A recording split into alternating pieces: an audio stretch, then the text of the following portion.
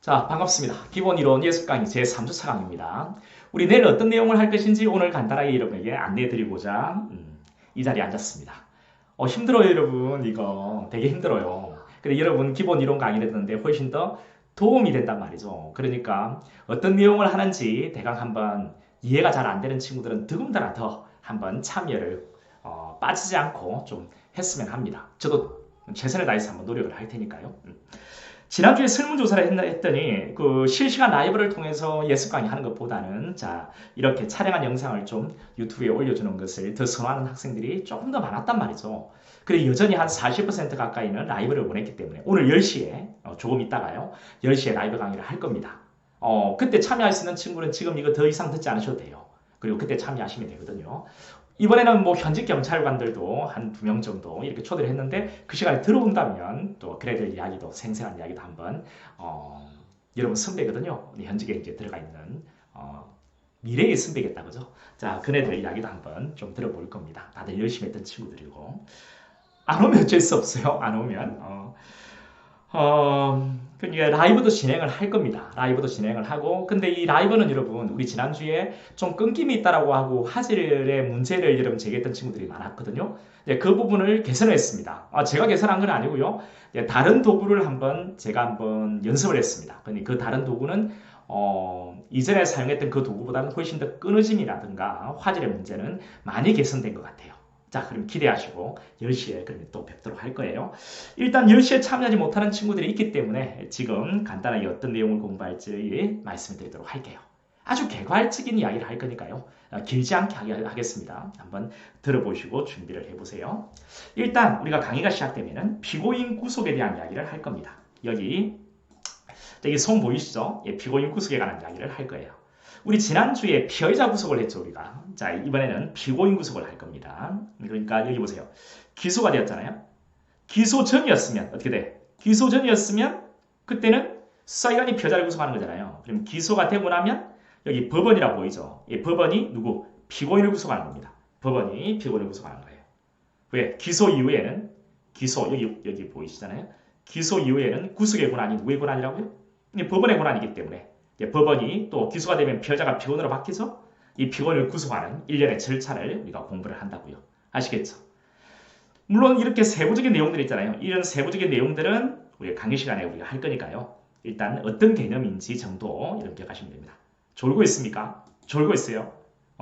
졸고 있으면 안 되죠, 여러분. 자, 아시겠죠? 어떤 내용을 할 건지. 자, 그러면 금방 졸음 깨라고 제가 한번 소리 한번 내본 거예요.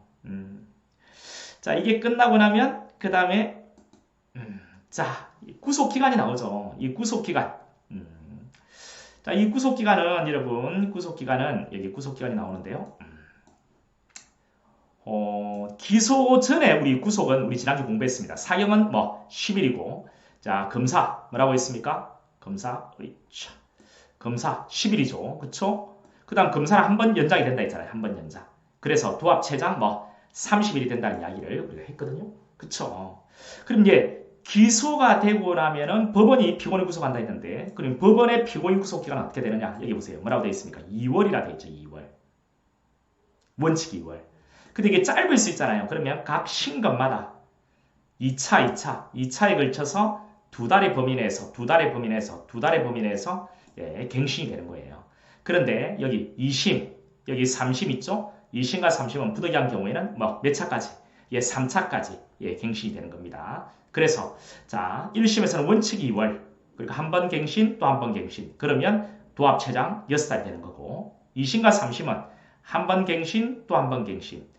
자 그런데 부득이한 경우에는 3차까지 가능하기 때문에 한 번 더 갱신. 그래서 6달 되는 거죠.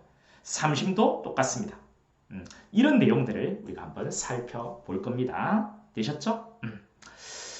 이게 끝나고 나면 이제는 또 무엇을 공부하느냐면요. 자, 구속영장의 효력 범위 이런 걸 공부하는데 이거는 여러분 이 급수가 조금 낮아요. 그래서 이런 것들은 해당 부분에 가서 설명을 해드리도록 할 건데 여기 간단하게 보면은 뭐 자, 갑이 A죄하고 B죄를 범했다.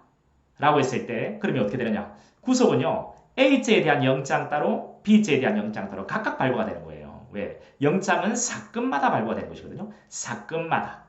사람한테 발부되는 게 아니고요. 사람을 단위로 하는 게 아니고요. 물론 사람한테 발부가 되죠. 근데 그 사람에게 발부되는 게 아니고 그 사람의 사건에 발부가 되는 거예요. 그러니까 갑이 A죄, B죄 두 개를 범했다면 이렇게 A죄, B죄 두 개의 영장이 나올 수도 있는 것이죠. 자, 이런 구체적인 내용들은 강의 시간에 또 설명해 드리도록 하죠. 자, 이게 끝나고 나면 자, 그 다음에 자, 이것을 공부할 건데요. 뭐 구속 집행 정지 그리고 구속 취소라고 했죠. 네, 구속 집행 정지, 구속 취소. 구속 집행 정지, 구속 취소. 자, 여기 보세요. 구속돼 있죠. 그렇죠? 기소 전에 피해자, 기소 이후에 피고인입니다. 이 구속돼 있잖아요. 이 사기관이 구속했고 법원이 구속했습니다. 그렇죠? 기소를 기점으로 해가지고. 그런데 이렇게 구속된 자가요. 가족 중에 누가 돌아가셨다 생각해 보세요. 그럼 장례는 치러야 될 거 아니에요. 여전히 이자들은 여전히 이자가 이자 구속된 피해자, 구속된 피고인 구속 사유가 있다 생각해 보세요. 근데 돌아가셔서 장례는 치러야 돼. 이런 경우에 어떻게 할 거냐? 이런 경우에는 구속의 집행을 잠깐 멈추겠다는 거죠. 그래서 일시로 풀어주겠다는 겁니다. 이것은 직권만 되는 거예요. 기소 이후에는 법원의 직권이고요. 기소 전에는 수사기관이 피해자에 대해서 직권으로 구속의 집행을 정지한다는 거죠. 이 신청권은 없습니다. 이런 것들. 자, 그럼 비교해가지고 구속 취소라는 건 뭐냐? 구속 취소라는 것은 여러분, 구속 취소라는 것은 수사기관이 피해자를 구속했고 법원이 피고인을 구속했는데 구속 사유가 없다는 거죠. 또는 구속 사유가 소멸했다는 거예요. 구속 사유가 없이 잘못 구속했다는 거죠. 또는 구속 사유가 처음에 있다가 소멸했다는 것입니다. 이런 경우에 자, 기소위에는 법원이 또는 기소 전에 수사기관이 직권이나 또는 이네들의 청구에 의해서 영장의 효력을 소멸시키고 완전히 풀어주는 것을 구속 취소라고 하는 겁니다. 됐죠? 차이점이 있죠. 이거는 구속의 집행이 정리되는 거고 영장은 실효되지 않습니다. 그런데 구속 취소는 잘못 구속했기 때문에 영장의 효력을 소멸시키고 완전히 풀어주는 것을 구속 취소라고 한다는 것이에요. 됐죠? 자, 집중. 자, 이게 끝나고 나면 여러분 그 다음에 우리가 공부할 내용이 자, 어떤 것을 공부하느냐면요. 자, 이것도 한번 보여드릴까요? 이런 것도 찾았습니다. 어때요? 박강사 노력이. 자, 좀 더. 자, 박수 한번 쳐야죠. 박수. 예, 박수. 자, 이게 접경교통권을 이제 공부하는데요. 이 접경교통권. 이 접경교통권은 뭐 접견하고 이제 손 불러올까요? 손. 찡찡찡. 예. 접견하고 손 욕 같다 그죠? 이 접견하고 수수하고 그 다음에 수진. 받을 수를 쓰고 진료할 때 진입니다. 진료받을 수 있는 권리라는 거죠. 됐죠? 이 접경교통권. 이거는 뭐냐면 여러분 우리 조금 전까지 우리 체포구속을 하는 절차를 공부했죠. 그죠? 우리 지난주에 수사기관이 피해자를 체포구속하는 거 공부했고 자 법원이 피고인을 구속하는 것을 공부를 한다고요. 이번에. 그럼 이게 빵에 들어가 있는 놈들 있잖아요. 외부와 고립되지 않습니까? 자기 정당한 방어 전략을 짜기 어려울 거예요. 여러분이 만약에 지금 빵에 들어갈 때 생각해보세요. 자기 정당한 방어 전략을 짜기 어렵다고요. 그러면 이네들의 인권 보장을 위한 어떤 제도가 필요하다. 방어권 보장을 위한. 뭐가 있을까? 만나게 해주자는 거죠. 변호인을 만나고 비변호인을 만나고. 됐죠? 자, 이것이 뭐라고요? 이것이 접견 교통권이라. 접견교통권. 됐죠? 접견하고 물건 주고받고 의사진료받고. 이게 바로 접견교통권입니다. 됐죠? 자, 변호인 만나는 변호인과의 접견교통권 그리고 가족을 만나는 비변호인과의 접견교통권 이런 것들을 공부할 겁니다. 그러니까 빵에 있는 놈들이 변호인도 만나고 가족도 만날 수 있구나. 자, 이런 내용들을 공부하는구나 라고 생각하시면 돼요. 어때요? 재밌겠죠? 와! 예. 자, 그러면 이거 끝나고 나면은 이제 또 공부하는 내용이 뭐냐면 자, 만약에 여러분 자, 이건데 체포구속 적부심사청구이라 되어 있죠. 자, 체포나 구속이 만약에 이렇게 체포나 구속을 했는데 불법이다 또는 부당이다. 자, 불법은 법대로 하지 않았다는 거고 부당은요. 법대로는 체포 구속을 했는데 체포나 구속을 계속할 필요가 없다는 거죠. 이런 경우 계속 체포나 구속을 하고 있는 것은 부당하다는 판단을 받아요. 이런 경우에는 그 부적법과 부당에 대한 심사를 지방원 판사에게 청구해서 만약에 부적법, 부당이라면 조기에 석방을 합니다. 법원이 석방 결정을 해서 풀어주는 제도가 있다는 거죠. 이게 바로 체포나 구속의 적부에 대한 심사, 그 청구에 따른 법원의 석방 결정을 통해서 풀어주는 제도. 이것을 체포구속 적부심사 청구권이라고 합니다. 책보석 적부심 절차라고 하는 거죠. 이것을 공부할 겁니다. 되게 중요한 A급 주제가 되는 거예요. 자, 세부적인 내용은 우리가 강의 시간에 할 겁니다. 그러니까 어떤 내용의 흐름인지 여러분 아시겠죠? 자, 체포나 구속이 되었는데 이 체포나 구속이 불법 부당이다. 이런 경우에는 피해자가 체포는 48시간, 구속은 10일을 채우지 않고 조기에 풀어달라고 판사에게 청구하고 판사가 석방 결정을 하면 석방이 되는 이런 제도가 있다는 거. 자, 이것을 우리가 공부를 할 겁니다. 자, 이게 끝나면 이제 보석이라는 제도를 공부할 거예요. 보석. 이 보석은 어떤 것을 공부하는 거냐면 여러분 기소가 되면요. 이 피고인이 되는 거잖아요. 이 피고인은 법원이 피고인을 구속하는 거잖아요. 주거부정, 증거인멸의 염려, 도망의 염려. 그런데 이 구속된 피고인, 구속의 집행을 정지하고 풀어주는 겁니다. 우리 조금 전에 집행정지를 공부했죠. 그쵸? 그 집행정지하고는 차이가 있습니다. 자, 이거는 뭐냐면 보석이라는 제도는 집행을 정지하고 풀어준다는 점에 있어서 우리 조금 전에 공부했던 구속집행정지하고는 같지만 우리 조금 전에 공부했던 구속집행정지는 직권이었죠. 근데 이거는 청구가 있죠. 청구. 그리고 우리 조금 전에 공부했던 구속집행정지는 일정한 조건이 없습니다. 그런데 이 보석이라는 것은 법정의 출석을 담보하기 위한 조건하에 구속의 집행을 정지하고 풀어주는 거예요. 그래서 출석 담보 조건, 그 중에 가장 대표적인 것이 돈이죠. 돈. 보전금. 출석 보전금이요. 이것을 조건으로 해서 석방한다 해서 보석이라고 부르는 겁니다. 보전금 등을 조건으로 해서 석방한다. 됐죠? 이것을 공부한다고요. 이거는 청구가 있으면 이렇게 법원에 청구하는 거예요. 왜? 법원이 구속을 했으니까. 자, 법원이 청구를 하면 법원이 심사를 해가지고 심리를 진행해서 자, 보석 결정을 하면 이렇게 나오는 거죠. 근데 일정한 조건 하에서 이제 석방이 되는 겁니다. 됐죠? 그 출석 담보 조건이 뭐 이런 것들이 있습니다. 예, 다 공부할 거예요. 이런 것들 중 하나 이상의 조건을 정해서 이렇게 풀어주는 거죠. 됐죠? 이렇게 풀어준 놈을 다시 자, 피고인이 보석 조건을 위반하면 어떻게 할 거고 보석을 다시 취소해 가시고 다시 재구금하는 것은 어느 경우에 어떤 절차를 통해서 하는 것이고 이런 것들 우리가 또 공부를 할 거예요. 자, 지금 여기서는 보석의 기본적인 여러분 느낌만 가지시면 됩니다. 그러니까 법원이 피고인을 구속했는데 일정한 출석 담보 조건 하에서 구속의 집행을 정지하고 풀어주겠다. 자, 이거는 누이 좋고 매부 좋고예요. 국가의 입장에서 법원의 입장에서 좋은 겁니다. 왜? 빵에 가둬놓고 나면 여러 가지 비용이 많이 들어요. 그리고 자 이런 자기 정당한 방어 전략을 짜기가 힘들잖아요. 이런 측면도 있고. 근데 내보내주는 게 좋습니다. 법원의 입장에서도. 또 피고인 입장에서 나가서 방어 전략 짜는 게 좋잖아요. 그런데 증거인멸이나 도망칠 염려가 있어 구속을 했는데 그러면 이런 증거를 인멸한다가 도망쳐버리면 어떻게 할 거냐. 그래서 이것을 막을 수 있는 조건 하에서 집행을 정지하고 풀어주겠다는 것이죠. 자, 이런 것을 우리가 공부를 할 겁니다. 재밌겠죠? 그쵸? 자, 집중! 자, 이게 끝나고 나면 그 다음에 우리가 공부할 내용이 이제 대물로 넘어갈 겁니다. 대물. 자, 이 대물적 강제처분이라고 했죠? 대물적 강제처분. 이제 물건에 대해서 하는 겁니다. 자, 물건이나 장소에 대해서 하는 강제처분. 우리 그 범죄를 범했을 때 그 범죄를 입증할 만한 증거가 있을 거 아니에요. 범행 도구 같은 거. 또는 물건 훔쳤다면 도품 같은 거 있을 거 아니에요. 이런 것들이 범죄를 입증하기 위한 증거가 되는 거잖아요. 이런 증거물을 발견하기 위해서 뒤지는 수세, 이것에 점유를 취득하는, 빼앗아두는. 왜? 내버려두면 없애버릴 거 아니에요. 이제 피해자 피고인이. 그래서 이제 빼앗아두는, 이 점유를 취득하는 압수, 그리고 이런 사람이나 물건, 장소를 오감각으로 살펴보는 검정. 자, 이런 것들 우리가 공부한다고요. 이런 것들은 물건이나 장소에 대해서 하는 강제처분이기 때문에 대물적 강제처분이다. 이렇게 이야기하는 겁니다. 뭐가 있다고요? 이제 수색을 하고 발견을 하고 그리고 자 빼앗고 압수를 하고 이런 것들을 살펴보는 검정 이런 것들을 우리가 공부를 할 겁니다.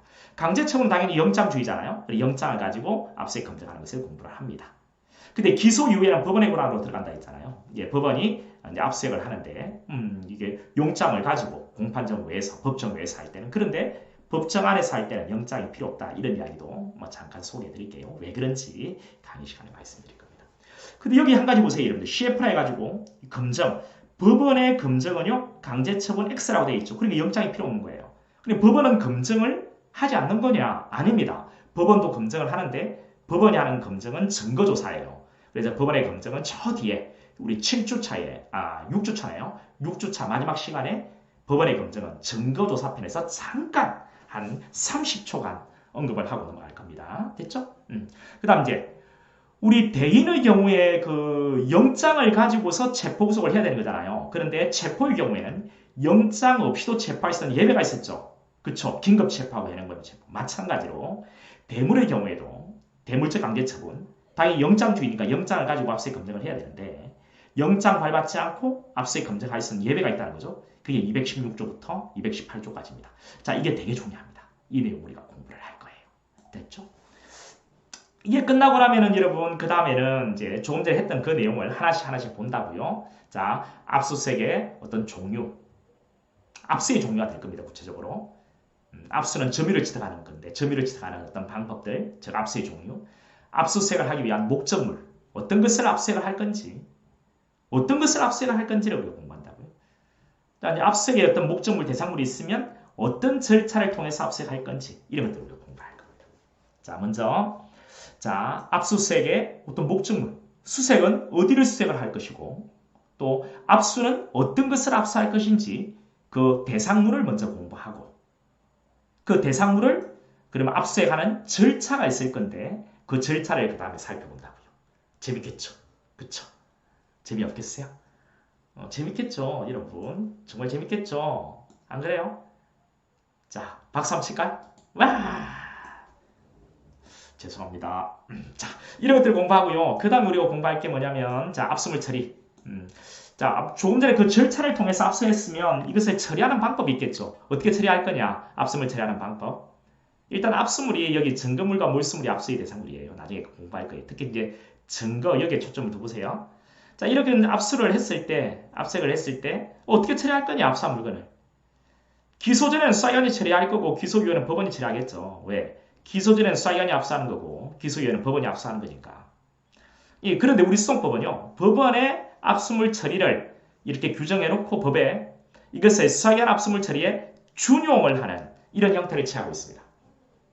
그 수사기관이 압수물을 처리하는 방법이 법원 청사에 가지고 와서 보관하는 겁니다. 이게 스스로자차 청사. 법원 청사에 가지고 와서 보관하고 필요할 때 쓰기 위해서. 그다음 또 위탁. 간수사를 두거나 창고업자 등에게 위탁해서 보관하게 하는 거예요. 이런 압수한 물건들을. 그 다음 팔아가지고 그 돈을 대신 보관하는 거죠. 대가 보관. 그리고 압수한 물건을 폐기해버리는 겁니다. 폐기 처분. 이런 것들을 압수한 물건을 처리하는 방법들이죠. 가압류라는 것은요. 가라는 것은 우리 가계약 할 때 가짜와 똑같은 겁니다. 일시적으로 하는 환부. 돌려주는 거죠. 환부는. 자, 밑에 환부는요. 완전히 돌려주는 거. 이런 것들 할 겁니다. 압수한 물건을 일시적으로 돌려주고 완전히 돌려주고. 아니 왜? 강의 시간 할 거예요. 기대하시기 바랍니다. 자, 이런 압수물 처리 방법들을 쭉 공부할 거예요.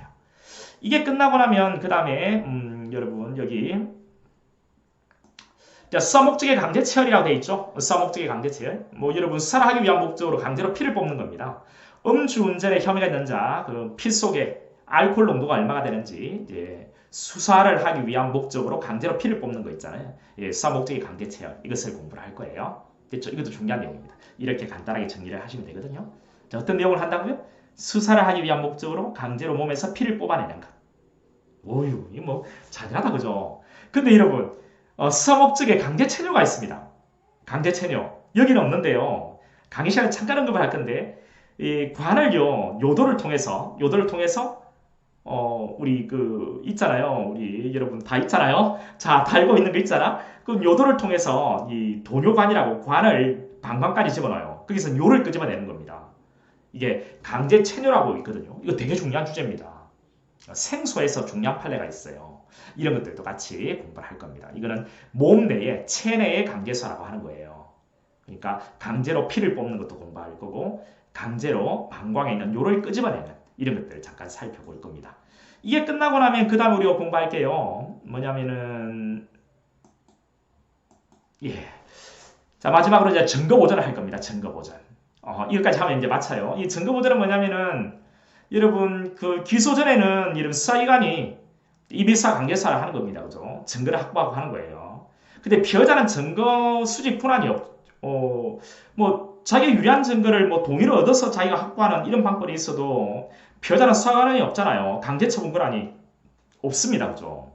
근데 만약에 자기에게 유리한 증거가 지금 소실될 가능성이 있다면 어떻게 할 거냐? 자격이 유리한 증거가. 어떻게 할 거냐? 수사기관은 내가 범죄를 했다고 혐의를 품고 지금 수사를 진행하는데 나는 정말 범죄를 하지 않았는데 나에게 유리한 증거가 지금 소실될 가능성이 있다. 어떻게 할 거냐? 또 기소가 되어도 여러분 처음으로 1회 공판 기일이라고 했죠. 처음으로 공개 재판하는 기일은 날이에요. 날을 열어야만 법원이 뭐 증거를 보전하고 조사하고 합니다. 법원이. 기소 이후에 법원이. 그런데 처음으로 법정을 아직 열기 전이라면 즉 1회 공판 열기 전이라면 자, 이 막대기 가지고 가볼까요?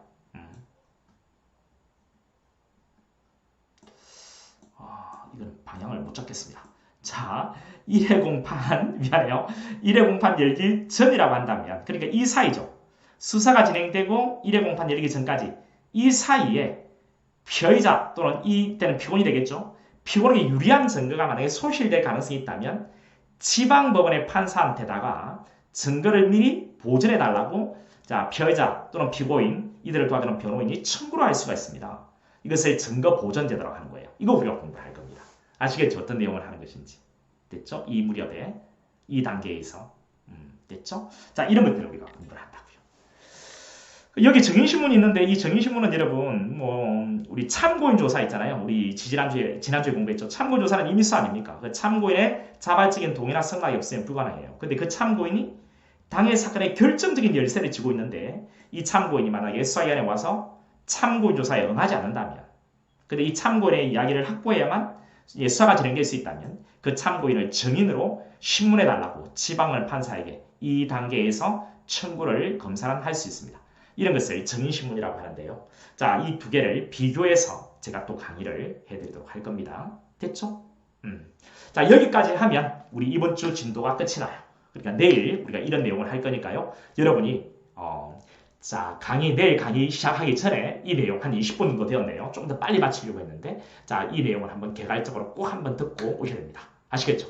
오늘 10시에 우리가 이제 화상 강의를 진행할 거예요. 이번에는 줌이라는 어떤 도구를 이용해가지고 훨씬 이제 좀 생동감이 있을 겁니다. 자, 이렇게 한번 진행을 해볼 건데요. 참여할 수 있는 친구들은 참여해서 현직에 나가는 여러분 그 미래의 선배들 이야기도 한번 들어보시고 만약에 그네들이 온다면 말이죠. 자, 한번 해보도록 하죠. 자, 우리 모두 코로나 이 점은 여러분 우리 이겨낼 수 있겠죠. 우리는 우리 할 일 열심히 하면 되는 겁니다. 코로나 잡힙니다. 틀림없이. 자, 우리 꼭 합격해야 되니까요. 지금 멘탈 관리 잘해서 나가도록 하시기 바랍니다. 저도 최대한 여러분 도울 수 있는 방향을 찾아보도록 하겠습니다. 자, 우리 모두 자, 화이팅!